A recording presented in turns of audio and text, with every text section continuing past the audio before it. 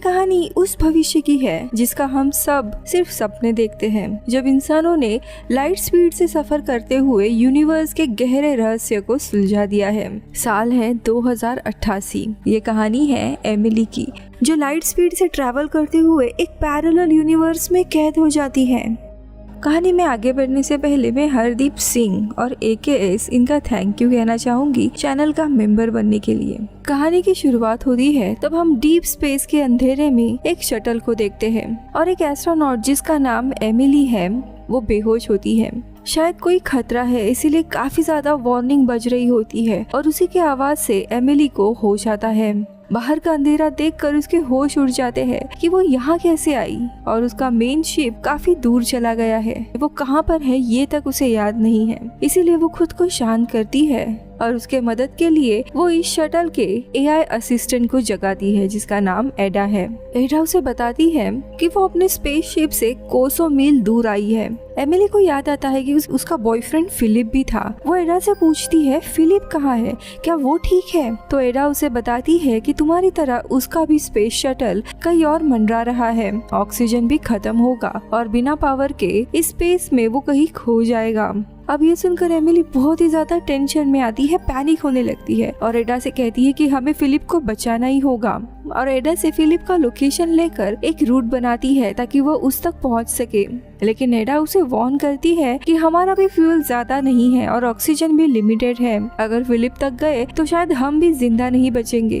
लेकिन एमिली फिर भी उसे प्लान को एग्जीक्यूट करने कहती है। एडा पोर्ट को स्टार्ट करती है और फिलिप के पोर्ट तक जाने लगती है। थोड़े नजदीक जाते ही एमिली इंजन को बंद करके थ्रस्टर को एक्टिवेट करने कहती है और फिर मैग्नेटिक रोप से फिलिप के पोर्ट को अटैच कर देती है और पास में खींचने लगती है। फाइनली वो दोनों पोर्ट्स अटैच हो जाते हैं।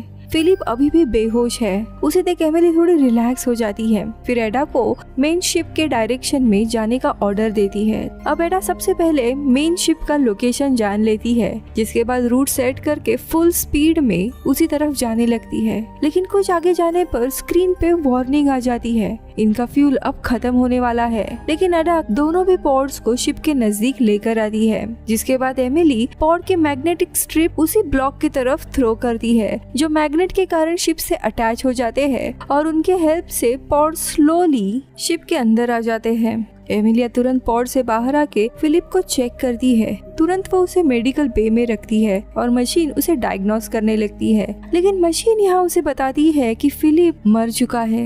ये देख एमिली काफी हैरान होती है, लेकिन जब वो खुद उसका हार्ट बीट चेक करती है तब उसे पल्सेस काफी स्लो सुनाई देते हैं। इतना ही नहीं, वो उसका हीट सिग्नेचर भी पढ़ सकती थी, यानी उसका बॉडी का तापमान ज्यादा था जो मशीन से दिख रहा था, यानी कि वो अभी भी जिंदा है। अब एडा सारे सप्लाई निकालने जाती है, लेकिन एमिली कहती है कि ऑक्सीजन सप्लाई मत निकालना, अभी भी जिंदा है, और वो खुद रेस्ट करने के लिए चली जाती है। लेकिन एमिली को अभी भी कुछ याद नहीं आ रहा था कि वो अपने स्पेसशिप से इतने दूर कैसे चली गई और अडा से इसके बारे में पूछती है। सो अडा जवाब देती है कि उसे भी कुछ पता नहीं है।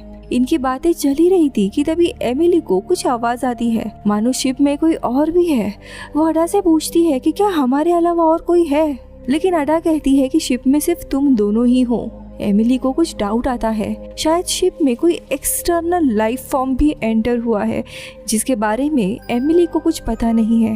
वो फिर से अडा से सवाल करती है, लेकिन अडा फिर से उसे बताती है कि शिप में सिर्फ तुम और फिलिप है। अब एमिली अडा को पूरा शिप स्कैन करने कहती है और पूछती है कि कितने हीट सिग्नेचर तुम्हें दिखाई दे रहे हैं, यानी कितने लोग या कोई जीव जिंदा दिखाई दे रहा है। अडा पूरा शिप स्कैन करती है और कहती है कि उसे 3 लोग जिंदा दिखाई दे रहे हैं। पहला एमिली, दूसरा फिलिप और तीसरा जो भी कोई क्रीचर या इंसान है वो पास ही के ब्लॉक में लॉक है। एमिली काफी डर जाती है और उस ब्लॉक के पास जाने लगती है। वहाँ पहुँचने पर वो दरवाजा खोलने जाती है, लेकिन अचानक से कोई उसके ऊपर हमला कर देता है। एमिली ऊपर देखती है और उसके होश ही उड़ जाते हैं। कोई नहीं बल्कि फिलिप है, यानी कि शिप में अब 2 फिलिप है। वो पूछती है कि तुम तो मेडिकल बे में बेहोश पड़े थे, तुम इस रूम में कैसे आए? लेकिन फिलिप के भी होश उड़ गए हैं। दोनों भी मेडिकल बे में आते हैं जहाँ पे पहला वाला फिलिप अभी भी बेहोश पड़ा है। अब ये सब कुछ देखकर फिलिप एडा को ऑर्डर देता है और पूछता है कि ये लड़की कौन है।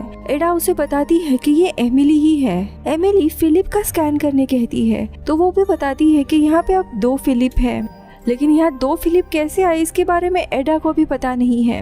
अब थोड़े समय के बाद दोनों भी शांत होकर फिलिप एमिली को बताता है कि वो उसे देखकर एक्चुअली में चौंक गया था, क्योंकि असल में एमिली एक्चुअली मर गई है। ये सुन के एमिली चौंक जाती है और वो इंसिडेंट के बारे में बताता है। दरअसल ये लोग हाइपर लाइट स्पीड से अपने डेस्टिनेशन पर ट्रैवल कर रहे थे, लेकिन तभी शिप के हाइपर लाइट कोर में कुछ खराबी आ गई थी, जिसे ठीक करने के लिए एडा ने इन दोनों को भी क्रायो स्लीप से जगाया था। जिसके बाद एमिली रिपेयर करने के लिए स्पेस में चली गई थी।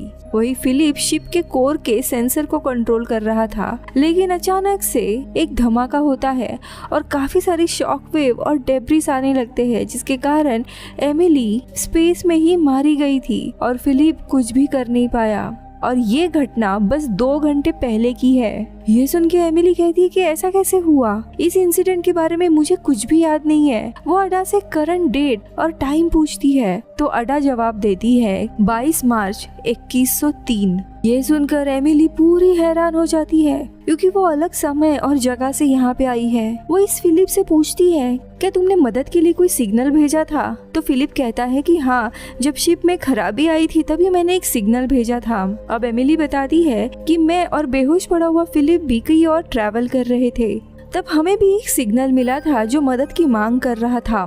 तो हम लोग उसी सिग्नल की ओर जाने लगे थे।